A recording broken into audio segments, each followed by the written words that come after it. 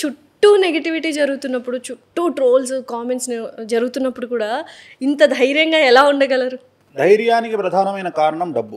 కలియుగంలో డబ్బు డబ్బు డబ్బు డబ్బు డబ్బు డబ్బు డబ్బు.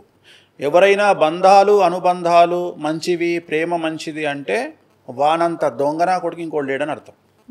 ఎందుకంటే ఎవడైతే డబ్బు కంటే ప్రేమ గొప్పది అని చెబుతాడో వాడి తల్లినో భార్యనో తమ్ముడినో తండ్రినో హాస్పిటల్కి తీసుకెళ్ళి బిల్లు కట్టకుండా హాస్పిటల్ ఓనర్నో మేనేజర్నో కౌగిలించుకొని ప్రేమను చూపించి బయటికి రమ్మని అది అవ్వదు.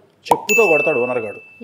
అంటే ఇవన్నీ జనాల్ని మోసం చేయడానికి ఉపయోగించేటువంటి మాటలు, ఇవన్నీ ఒక రకమైన స్ట్రాటజీ, ఇవన్నీ ఒక రకమైన ట్రాపింగ్. అంటే డబ్బు గొప్పది కాదు అనేటువంటి మాట ఎవడు మాట్లాడతాడంటే ఎదుటి మనుషుల్ని మోసం చేయాలనుకునేటోడు మాట్లాడతాడు.